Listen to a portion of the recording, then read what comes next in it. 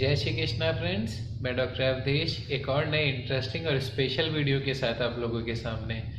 बरसात भी चल रही है और सर्दियां भी चल रही हैं, दोनों एक साथ हैं। नमी के मौसम में भी और बरसात के मौसम में और ठंडी के मौसम में, दोनों कारणों में अगर किसी को अस्थमा का अटैक आता हो तो आज की वीडियो उसके लिए बहुत ही नॉलेजेबल है। इस वीडियो को ध्यान से सुनिएगा।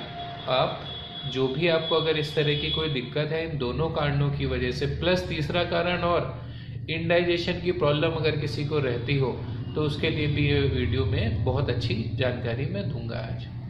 वीडियो शुरू करने से पहले प्लीज़ मेरे चैनल को लाइक कर दें, सब्सक्राइब कर दें और बेल आइकन को दबाना ना भूलें, जिससे आने वाली और भी अच्छी इंटरेस्टिंग वीडियोस की, नॉलेज की आप देख सकें, नोटिफिकेशन तुरंत मिल सके आप लोगों को।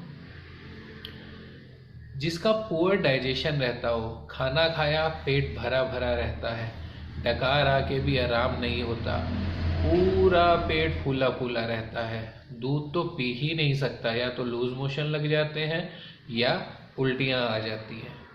उसके बदले पेशेंट चाय पीना ज़्यादा शुरू कर देता है। ज़्यादा चाय पीने की वजह से भी डाइजेशन की प्रॉब्लम हो जाती है, डाइजेशन पुअर हो जाता है। ये मेडिसिन उन सबके लिए है। ध्यान से सुनिएगा, ध्यान से समझिएगा इसको। और पेट पे खाना खाने के बाद ऐसा लगता है कि यहीं पे खाना रखा ही हुआ है, और अगर उल्टी आती है वो भी बेपचे खाने की आती है कि खाना मतलब पचता ही नहीं खाना खाने के बाद भी। इतना वीक, इतना पुअर डाइजेशन होता है पेशेंट का।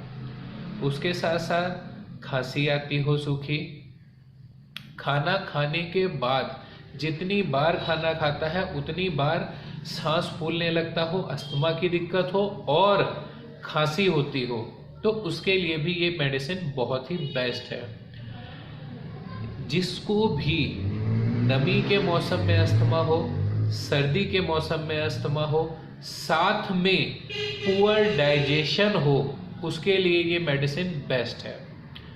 सांस लेने में सीने में घरघराहट की आवाज़ आती है, खरखराहट होती रहती है, सांस भी बहुत धीरे धीरे आता है, बहुत स्लो सांस आता है, पेशेंट बहुत ही वीक महसूस करता है और बहुत ही वीक डे बाय डे होता जाता है, क्योंकि खाना खाने से हमको ताकत मिलती है और उसका डाइजेशन इतना पुअर है कि वो ना तो खाना खा के अपने आप की ताकत को रीगेन कर पा रहा है, दूसरा सांस की प्रॉब्लम तो है ही साथ में, तो उससे भी उसको बेटर फील नहीं हो रहा। डकार भी आ जाए, गैस भी पास हो जाए, उसके बाद भी उसका पेट फूला ही रहता है, क्योंकि डाइजेशन ही इतना ज़्यादा पुअर है कि वो जो खाना है वो ऐसा का ऐसा ही रखा रहता है। लॉन्ग टर्म में जाके उसका बहुत देर बाद खाना पचता है।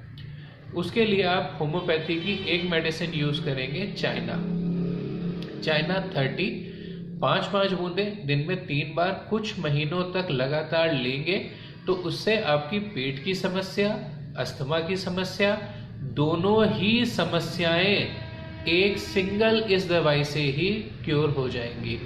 पर इसको थोड़े समय तक रेगुलर लेना पड़ेगा, जिससे ये धीरे धीरे अपना असर दिखाना शुरू कर देगी। थी ना इंटरेस्टिंग सी और अलग सी पेट की समस्या, तो आजकल रूटीन में बहुत से लोगों को देखने को मिल रही है, और अगर साथ में उन लोगों को अस्थमा है तो वो तो बेचारे फंस ही जाते हैं कि करें क्या। आप ये एक बार मेडिसिन लेके तो देखिए, मार्वलस रिजल्ट है। जय श्री कृष्ण।